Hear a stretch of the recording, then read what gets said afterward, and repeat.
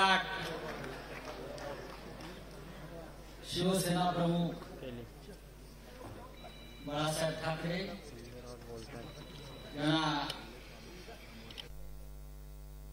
अभिवादन करतो। व्यासपीठावरील शिवसेनेचे पक्षप्रमुख आणि या देशाच्या राजकारणातले हिरो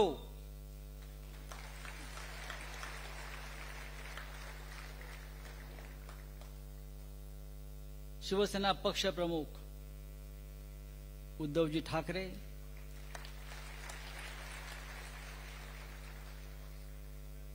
महाराष्ट्र ज्यांच्याकडे फार मोठ्या आशेनं अपेक्षेनं पाहतोय अशा आपल्या सगळ्यांचे लाडके युवा सेना प्रमुख आदित्य ठाकरे, व्यासपीठावरील सर्व शिवसेनेचे नेते पदाधिकारी, आजचा दिवस ऐतिहासिक आहे। हिंदू हृदय सम्राट शिवसेना प्रमुख बाळासाहेब ठाकरे यांच्या संघर्षाची आठवण आणि स्मरण करून देणारा आजचा दिवस आहे। मी ऐतिहासिक यासाठी म्हणतो उद्धवजी, 19 जून 1966 या दिवसाला जे महत्व होतं ते आज 19 जून 2024 लाही तेच महत्व आहे।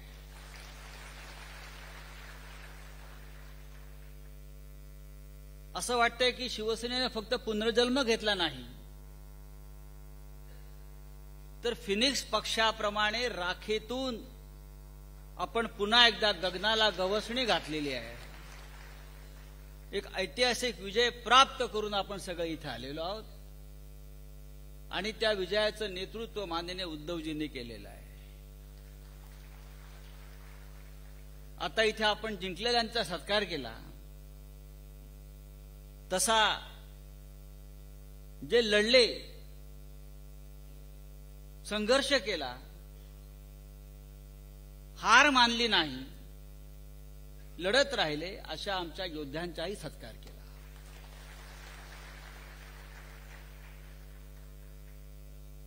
हा छत्रपती शिवाजी महाराजांचा महाराष्ट्र आहे आणि हा महाराष्ट्र तुमच्यासारख्या फडतूस लोकांपुढे झुकणार नाही हे मोदी आणि शहांना, या दोन आक्रमणकारांना ज्यांनी ठणकावून सांगितलं आणि कृतीने सिद्ध करून दाखवलं, अशा माननीय उद्धव ठाकरे आपले सरसेनापती, आपले सेनापती यांच्याकडे संपूर्ण देश आज एका अपेक्षेने पाहतो आहे। मोदी आणि शहांचा पराभव अशक्य आहे। मोदी 400 पार घेऊन येणारच, तो त्याचा जन्मसिद्ध हक्कच आहे। जन्माला येतानाच तो 400 खुळखुळे घेऊन आला होता हातामध्ये।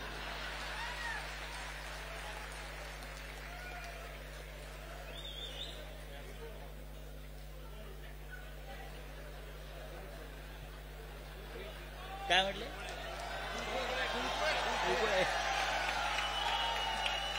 त्या भाजपचा आणि मोदींचा साप खुळखुळा जर कोणी केला असेल तर तो आपला उद्धव साहेबांनी महाराष्ट्रामध्ये करून दाखवला।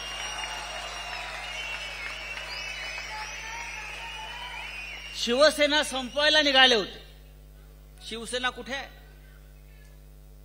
अरे शिवसेना अशी संपते काय? शिवसेना संपणार नाही।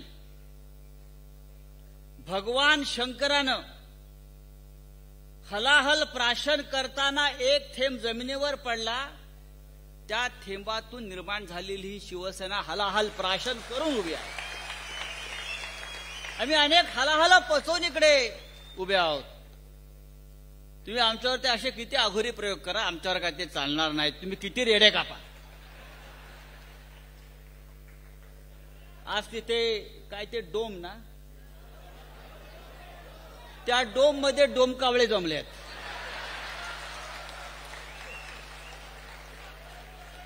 डोम कांबळ्यांचं संमेलन सुरू आहे. आमचा 58वा वाढदिवस आहे. ते 2.5 आहेत. पुढल्या वर्षी ते 2.5 वर्ष पण नसतील त्यांच्या जीवनामध्ये. 58 आहे. उद्या हिरक महोत्सव. अरे हिंदुहृदय सम्राट शिवसेना प्रमुख बाळासाहेब ठाकरे यांना काही वेळ जात नव्हता म्हणून त्यांनी शिवसेना स्थापन केली नाही. या महाराष्ट्राला स्वाभिमान, अभिमान, राष्ट्राभिमान याचं बाळकडू पाजून असंख्य हुतात्म्यांच्या बलिदानातून हा महाराष्ट्र आणि शिवसेना त्यांनी स्थापन केली. असे कोणी गुजरातचे सोमे गोमे हौशे गौशे नवशे आले आणि त्यांना शिवसेनेवर वार करून शिवसेना संपवता आली, हे स्वप्न कोणी पाहू नये. छत्रपती शिवाजी महाराजांचा महाराष्ट्र असं मी यासाठी म्हणतो की छत्रपतींनी कधी आपली मान दिल्लीच्या तख्तापुढे तुकवली नाही आणि त्याच शिवसेनेचा, त्याच महाराष्ट्राचा वारसा माननीय उद्धव साहेबांनी चालवला आणि फार मोठं यश त्याने आपल्याला प्राप्त करून दिलं. मला आश्चर्य वाटतं, भारतीय जनता पक्ष आता आभार यात्रा काढणार आहे, धन्यवाद यात्रा काढणार आहे. कशा करता? पराभव केल्याबद्दल महाराष्ट्रानं. नरेंद्र मोदींना बहुमत मुक्त केल्याबद्दल. मला कळतच नाही की धन्यवाद यात्रा महाराष्ट्रात देशामध्ये काढणार. 400 करणार होते ते 240च्या खाली आम्ही आणून ठेवले म्हणून आभार यांच्या डोक्यावर परिणाम झालाय. मोदी हा ब्रँड होता, आता मोदी ब्रँडी झाली आहे, बहुतेक नशेत आहेत.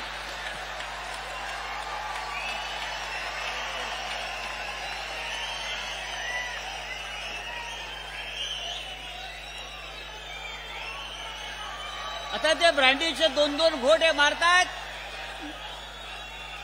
हा काय ब्रँड राहिला नाही, ही आता देशी ब्रँडी झालेली आहे आणि त्या ब्रँडीच्या नशेमध्ये त्यांना असे काहीतरी थेरं सुचतायत. आभार यात्रा. अरे हरलाय, तुमचा पराभव झालाय, तुम्हाला महाराष्ट्राने झिडकारलाय, नाकारलाय, लाथाडलाय. उत्तर प्रदेशमध्ये प्रभू श्रीरामाचं प्राणप्रतिष्ठा केली. अयोध्या, रामाचा फोटो एवढा. म्हणजे मला तरी वाटायचं त्या राम मंदिरामध्ये प्रतिष्ठा प्रभू श्रीरामाची आहे की मोदींची आहे. मी 4 तास टीव्ही पाहत होतो, मला प्रभू रामाची मूर्ती दिसली नाही, फक्त मोदी दिसत आहेत, मोदी दिसत आहेत, मोदी दिसत आहेत. आता मोदींना राम दिसला असेल, रामाने त्यांना लाच घातला.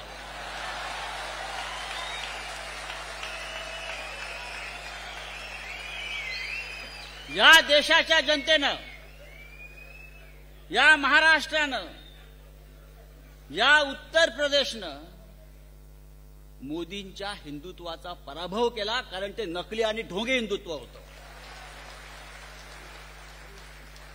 आणि महाराष्ट्रामध्ये भास्करराव आपण म्हणताय ते खरं आहे, सट्टा लागला त्यांना.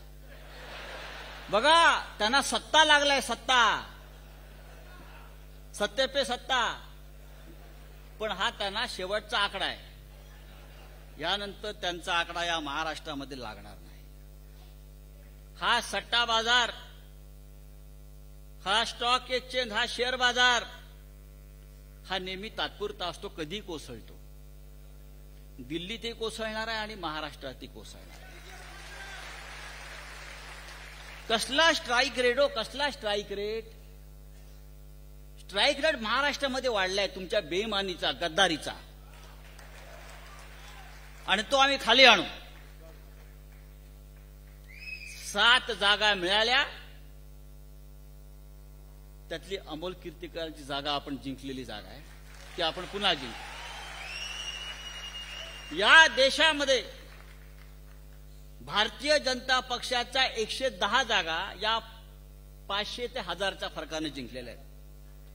500 ते 1000, 110 जागा 500 ते 1000, म्हणजे तो विजय मला मानता येणार नाही. जसा अमोल कीर्तीकरांचा विजय चोरला तसे हे 110 विजय त्यांनी चोरले. नाही तर भारतीय जनता पक्ष हा 120 लाच अडकलेला आहे. 120च्या पुढे भारतीय जनता पक्ष गेलेला नाही. नरेंद्र मोदी लोक म्हणतात ते हारलेच होते. अमोल कीर्तीकरांच्या प्रमाणे त्यांचा विजय शेवटी खेचून आणला. देशाचे प्रधानमंत्री 5 फेऱ्या, पहिले 3 तास पिछाडीवर पिछाडीवर पिछाडीवर पिछाडीवर, जिथे जिथे हिंदुत्व, जिथे जिथे मंदिरं, तिथे तिथे भाजपचा पराभव झालाय, लक्षात घ्या.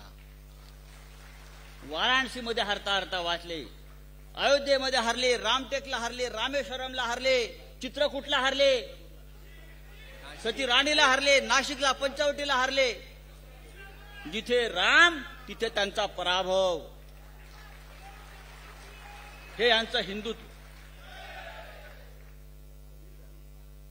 ही पैशाची मस्ती चालणार नाही, कुठे चालणार. आता काय, तो वारकऱ्यांना सुद्धा ते लाच द्यायचा प्रयत्न करतायत.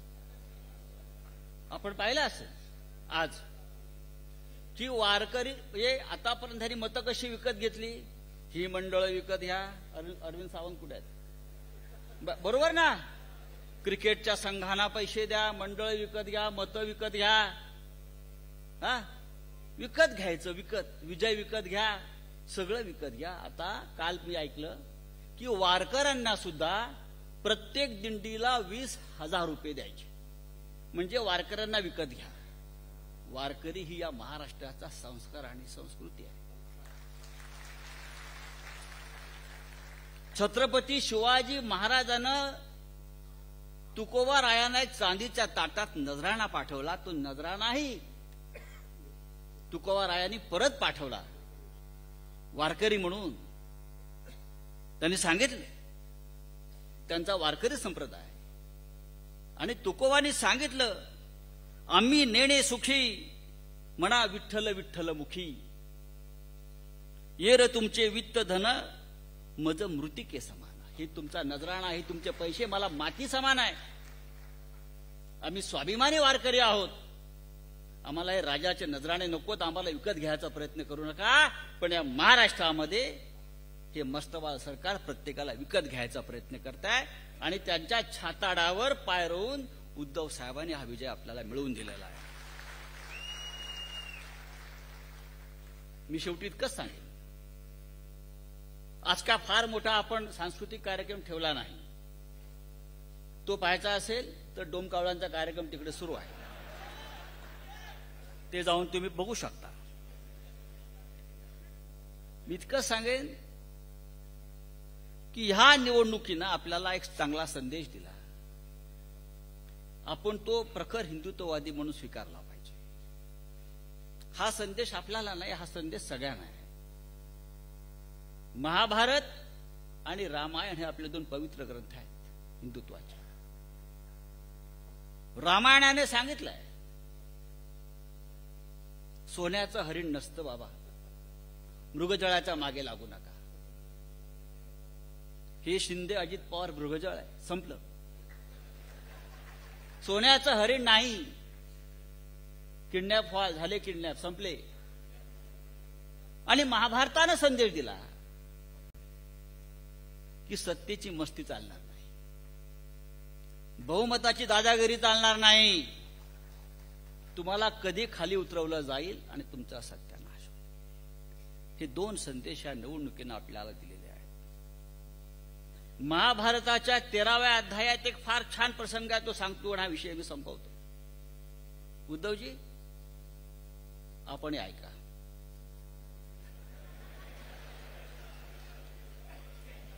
महाभारताचं युद्ध संपलेलं आहे, वाताहत झाली आहे संपूर्ण पृथ्वीवर. आणि श्रीकृष्ण आणि अर्जुन यांचा फार सुंदर संवाद आहे. श्रीकृष्णाने अर्जुनाला विश्वरूप दर्शन दिलं आणि या पृथ्वीवर जे जे काय चालू आहे ते दाखवलं. हाणामाऱ्या, संघर्ष, पक्षांतर, फोडाफोडी, सत्तेची खेचाखेची, विश्वासघात, ईडी, सीबीआय, मोदी, शहा, हे सगळं श्रीकृष्णांना अर्जुनाला दाखवलं. हे बघून अर्जुन अस्वस्थ झाला आणि श्रीकृष्णाला विचारलं, हे जर असंच चालणार असेल, असंच होणार असेल, तर हे जग तरणार तरी कोणाच्या खांद्यावर? माझ्या खांद्यावरती असं श्रीकृष्णांना उत्तर दिलं नाही. श्रीकृष्ण म्हणाला, या जगामध्ये 4 अशी प्रामाणिक माणसं आहेत जे या समाजाच्या, देशाच्या कल्याणाचा विचार करतात, राष्ट्राच्या कल्याणाचा विचार करतात. त्यांच्या खांद्यावर हे जग तरतं आणि तरेल. आणि त्या 4 खांद्यांपैकी एक महत्वाचा खांदा उद्धव साहेब तुमचा आहे. म्हणून हे जग तरलेलं आहे, म्हणून हा समाज तरलेला आहे, आणि म्हणून हे राष्ट्र आणि हिंदुत्व तरणार आहे. आणि म्हणून मी सांगतो, या महाराष्ट्राचं नेतृत्व पुन्हा एकदा आपल्याकडे आपण घेणार आहोत, देशाचं नेतृत्व घेणार आहोत.